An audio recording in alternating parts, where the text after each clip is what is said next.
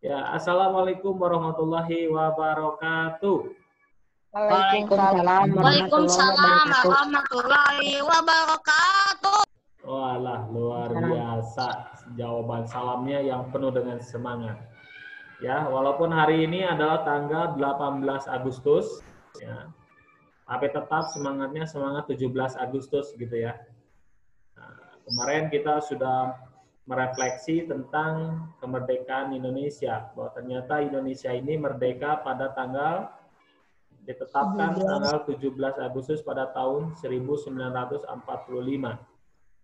Yang memproklamirkan kemerdekaan Indonesia itu adalah Soekarno dan Hatta. Nah, pada hari kemarin kita merayakan acara memperingati 17 Agustus. Hari ini kita akan membahas tentang masalah Qada dan Qadar. Apakah Indonesia ini memang ditakdirkan merdeka atau tidak? Nah, ini nanti kaitannya ini. Ya, kaitannya nanti terhadap takdir yang kita yakini gitu ya. Karena tidak sedikit banyak di antara orang tuh berkata bahwa kenapa Indonesia itu harus dijajah. Dan kenapa bangsa Indonesia itu mentalnya mental terjajah. Gitu kan. Dan sampai dalam salah satu artikel, lupa Bapak dulu artikelnya pas lagi kuliah gitu ya. Ada salah satu dosen di Oxford, universitas terkemuka yang ada di Amerika, itu mengatakan bahwa salah satu ciri bangsa Indonesia itu adalah mentalnya itu terjajah. Kemudian diikuti dengan suka menjilat, kemudian suka mensikut saudaranya sendiri, kemudian dan suka dan tidak pede dengan bangsanya sendiri.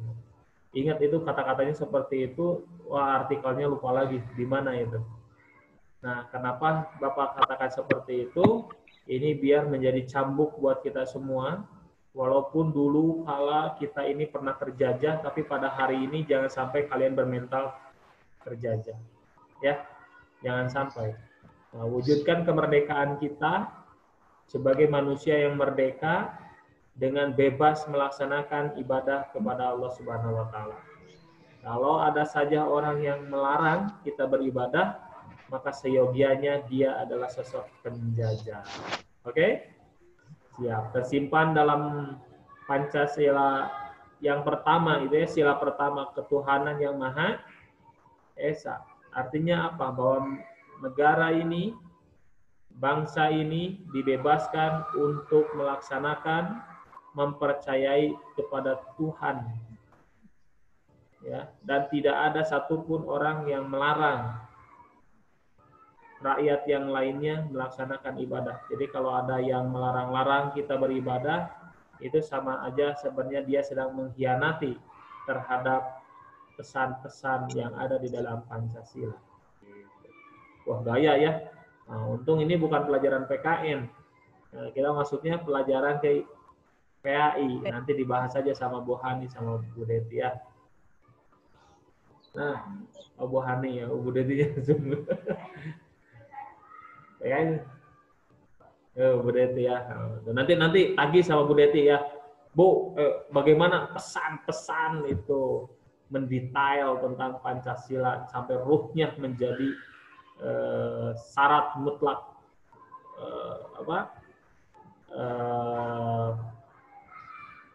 merdekanya Indonesia.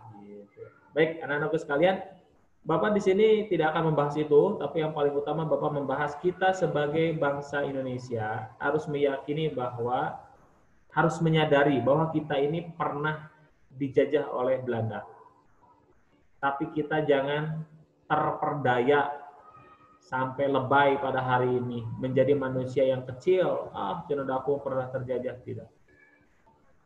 Penjajahan mereka terhadap negeri ini merupakan satu bentuk penzoliman, gitu ya. Nah, maka orang tua kita zaman dulu ingin mentakdirkan anak cucunya itu menjadi manusia yang merdeka, maka mereka semua berjibaku sampai mengorbankan harta, jiwa dan raga. Ya, ada yang sampai kehilangan tangannya, ada yang sampai kehilangan kakinya, ada yang kehilangan matanya, sampai ada yang kehilangan nyawanya untuk kita, anak cucunya. Kenapa mereka, orang tua kita, berjibaku mengorbankan jiwa raganya? Adalah mereka ingin supaya anak cucunya itu ditakdirkan menjadi manusia yang merdeka, begitu. Nah, makanya kalian di sini jangan mentang-mentang, udah aku mah nggak ngalamin dijajah, jadi cuek aja, salah. Kalau seperti itu, kalian tidak belajar tentang kodo dan kodar. Gitu ya. Nah, luar biasa sekali. Anak-anakku sekalian, nah, nanti Bapak mau menampilkan sebuah sebuah video pembelajaran. Nah, ini gitu ya, sedikit.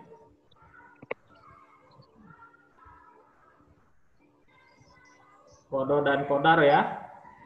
Kodo itu apa? Sesuatu yang sudah ditentukan, yang sudah ditetapkan pada zaman azali ya. Dan kodar itu adalah sesuatu yang sudah ditentukan juga oleh Allah, namun itu merupakan bagian dari hasil ikhtiar kita. Contoh pintar, begitu. Ya. Bodoh itu kan takdir, gitu kan. Makanya kamu jangan sampai menghina orang, kamu bodoh, itu menghina takdir orang. Ya, termasuk kegantengan seseorang itu jangan diledek, gitu ya. Wih, Arajena kasep, gitu kan. Nah, bagaimana kalau ternyata Arajenanya sakit hati? Ditanya, kenapa Arajena sakit hati? Nah, aku mah nggak kasep, aku mah kasep banget, gitu. Gitu ya. Nah, itu bercanda saja. Lanjut, harus kalian ketahui bahwa ternyata takdir itu terbagi kepada dua. Nah, ini nih, maaf nih, bentar ya. Kodo adalah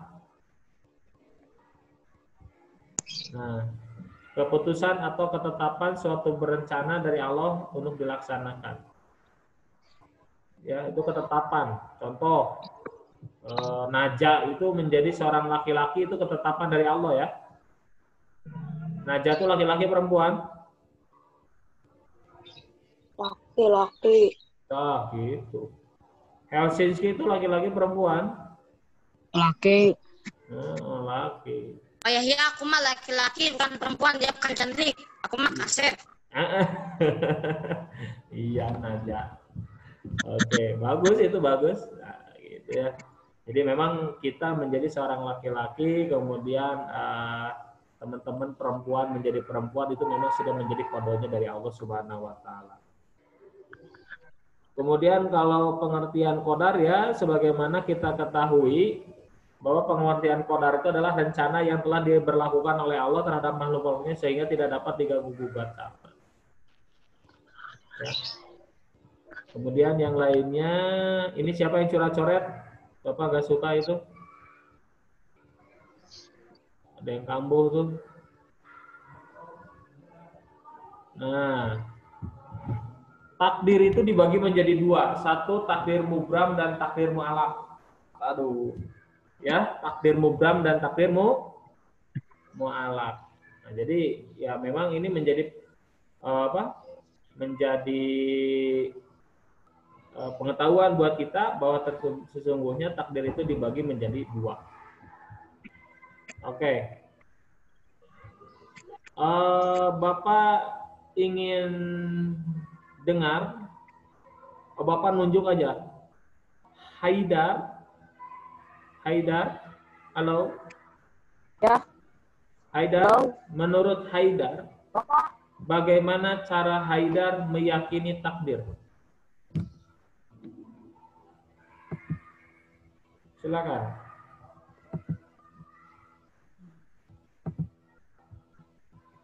Haidar? Melihat apa yang terjadi. Ya.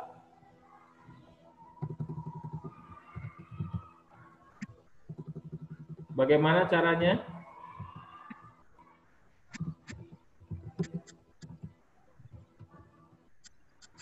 Silakan berikan pendapatnya.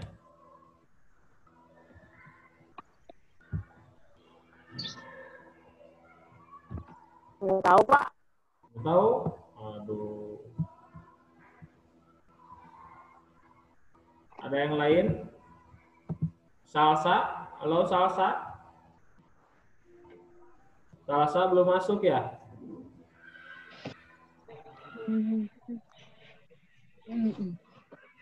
Yang dipanggil Salsa, yang nyautnya Samil ini.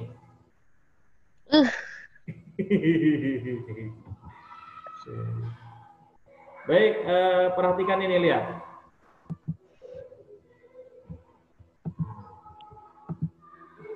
Nah, lihat. Macam-macam takdir ya beserta dengan contohnya. Ini lihat ke layar yang Bapak tunjukkan.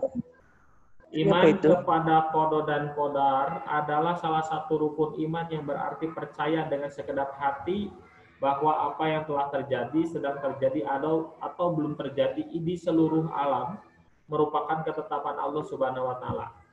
Gitu kan? Itu siapa yang coret-coret? Tidak sopan. Yang kedua, qada dan qadar sering juga dengan takdir secara umum. Ada dua takdir menurut pendapat sebagian, yaitu mu'allaq dan mubram. Apa itu takdir mu'allaq? Silakan dibaca sama Helsinki. Mu'allaq itu apa? Takdir mu'allaq. Takdir mu'allaq adalah takdir Allah Subhanahu wa taala yang berkaitan dengan usaha dan ikhtiar makhluknya. Nah, coba sama Kamu ya coret-coret wae. siapa itu yang coret-coret wae itu? Raihan PS. Tong tiduran atau Raihan PS. Aduh, ini enggak sopan itu. Coba duduk tegak. Raihan PS. Takdir mubram itu apa? Baca. Adalah takdir Allah Subhanahu wa taala yang pasti terjadi dan tidak dapat dihindari kejadiannya. Nah, begitu. Kamu deui, coret-coret deui. Oh, jangan ini. Baik, tuh lihat. Ya. iPhone. Apa lagi? Apa lagi? Terus melek lagi. Siapa itu? Nah, jadi Bapak terangkan bahwa takdir mu'allaq itu adalah takdir Allah yang berkaitan dengan usaha dan ikhtiar manusia. Contohnya apa? Pintar, bodoh. Paham ya? Pintar, bodoh. Kamu mau jadi pintar, mau jadi bodoh? Pintar. Pintar. Nah, ketika kamu pintar berarti itu ditakdirkannya mu'allaq, hasil dari usaha kamu. Paham ya? Tapi tetap itu semua di bawah garis takdirnya Allah. Kemudian untuk takdir mubram itu adalah yang tidak dapat dihindari lagi. Ya, seperti halnya yang tadi laki-laki sama perempuan. Kemarin Bapak sudah terangkan ya bahwa takdir mubram itu ada 4 hal yang ditakdirkan secara mubram oleh Allah terhadap kita. Yang pertama apa? Tentang jenis kelamin, rezeki, kemudian jodoh, dan juga hidup atau mati. Gitu kan? Nah, kalau kalian bertanya kapan saya mati, tidak ada yang tahu. Aku mau matinya begini. Banyak kisah seperti ini, saya. Ketika ada orang yang datang ke Mekah, mereka semua cita-citanya untuk mati di Mekah. Pernah dengar nggak yang kayak gitu? Ada orang yang bilangnya kayak gini, aku mah cita-cita kalau mati ingin matinya di Mekah. Pertanyaan, apakah yakin orang yang mati di Mekah itu orangnya soleh-soleh? Enggak mungkin. Enggak, soalnya Abu Jahal aja kan meninggalnya di Mekah. Betul kan? Nah, yang pas itu adalah berdoa, ya Allah takdirkan aku ketika mati dalam kondisi sedang beribadah kepada Allah walaupun di mana saja gitu. Ya, atau misalkan ya Allah izinkan saya meninggal di kota Mekah ketika beribadah, kan gitu. Jadi konteksnya ibadah, bukan matinya, ya. Karena kalau misalkan pokoknya orang yang mati di Mekah itu pasti masuk surga. Enggak, Abu Jahal dan Abu Lahab aja kan matinya di Mekah. Ya. Nah, itu. Baik, nah maka di sini sebagai salah satu refleksinya bahwa ketika kita menjadi pribadi orang yang beriman, pribadi iman yang baik, ya, cara meyakini semua yang terjadi di alam hidup ini harus secara positif, ya. Seperti hari ini kamu sedang PJJ. Ada kan yang malas-malasan PJJ ya? Aku mah nggak mau malas-malasan.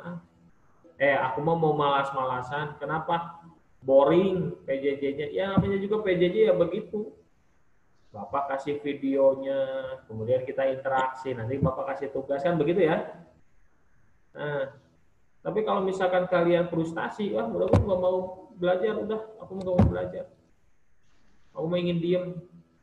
Nah, berarti dia sedang tidak mensyukuri takdir dari Allah. Nggak boleh seperti itu. Ya.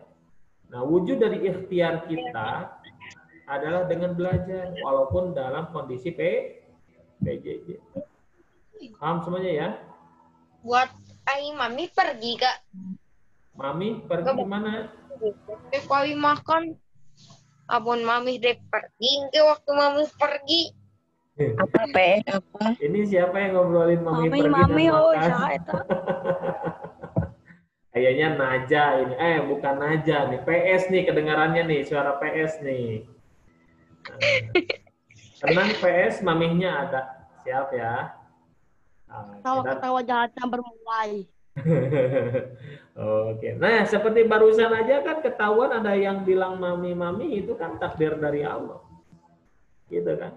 Semua peristiwa yang terjadi di dunia ini, jangankan apa yang terjadi pada manusia, rumput, daun yang jatuh pun itu Allah ketahui.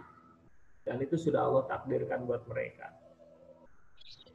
Karena yang disebut dengan makhluk itu bukan hanya manusia ya. Makhluk itu banyak, itu ada tumbuhan yang Allah ciptakan. Ya, air itu makhluk Allah. Pak, hari mereka ibadah kepada Allah. Mereka beribadah dengan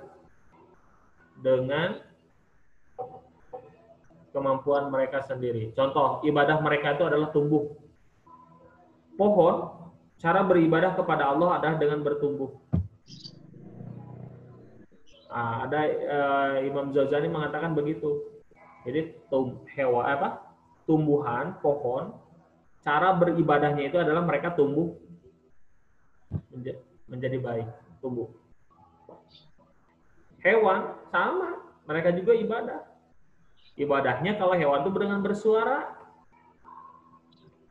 Jadi kalau misalkan kalian ada hewan yang bersuara, itu jangan langsung jangan langsung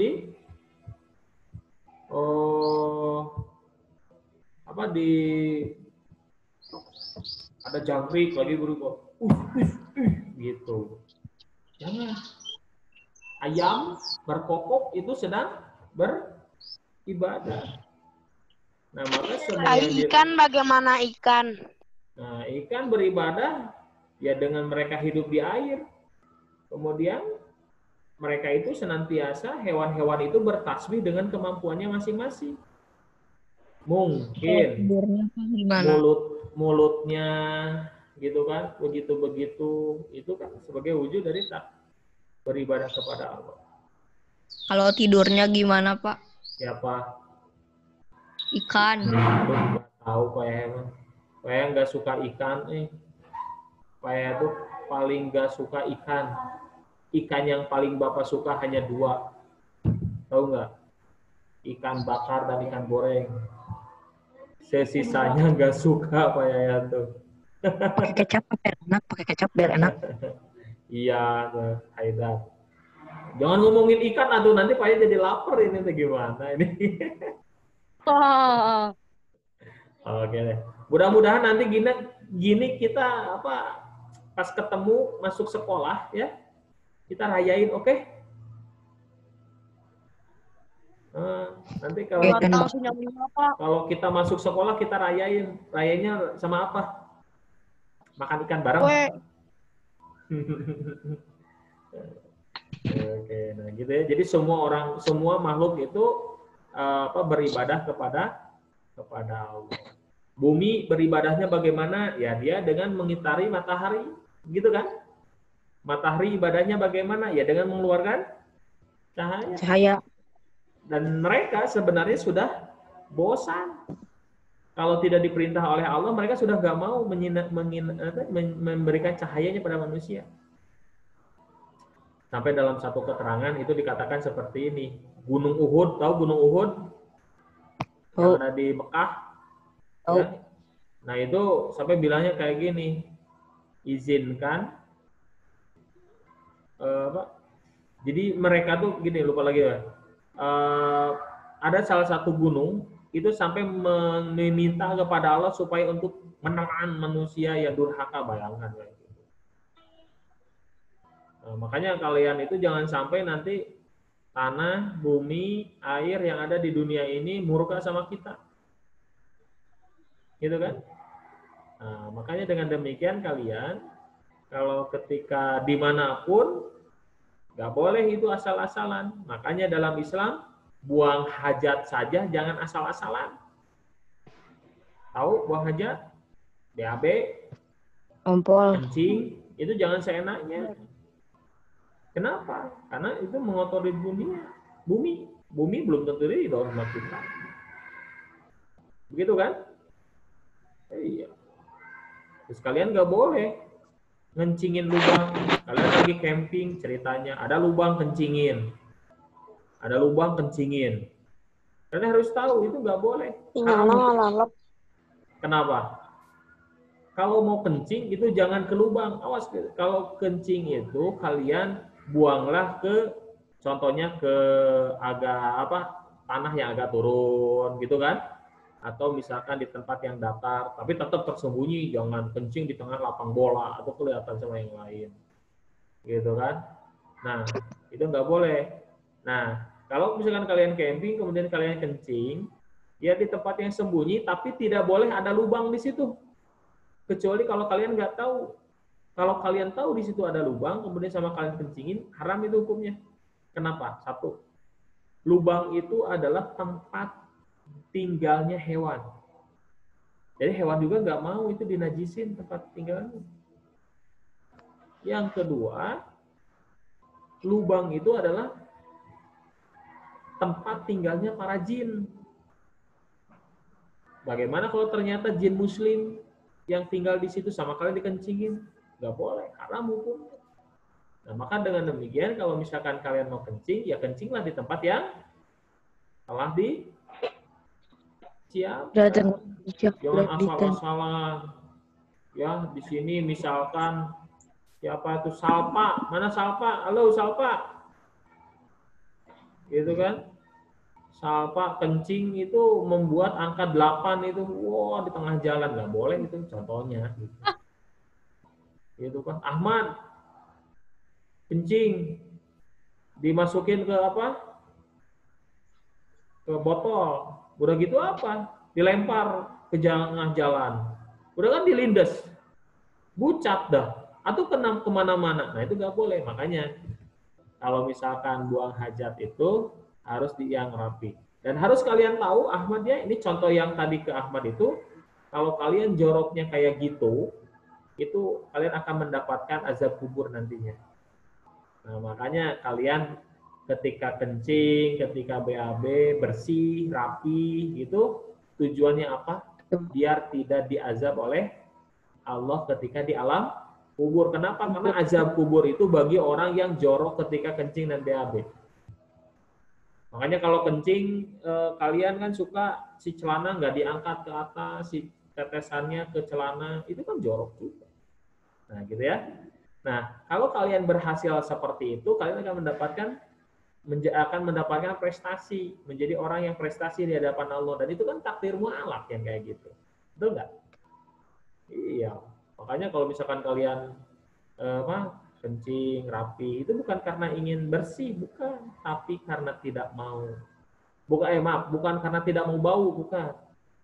Tapi karena ingin bersih dan dicintai oleh Allah. Kalian kencing biasa rapi, banyak disiram. Kenapa? Karena biar tempat kamar mandinya itu bersih dan kemudian kehidupan bersih kalian dicintai oleh Allah. Dan yang paling utama adalah kalau di rumah kalian itu banyak kotoran, awas kotoran hewan ataupun kotoran manusia, awas itu.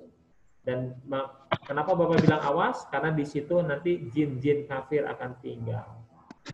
Makanya kalau membersih rumah itu yang baik ya. Kenapa? Karena pasti mereka semua akan jin-jin kafir itu akan tinggal di rumah kita.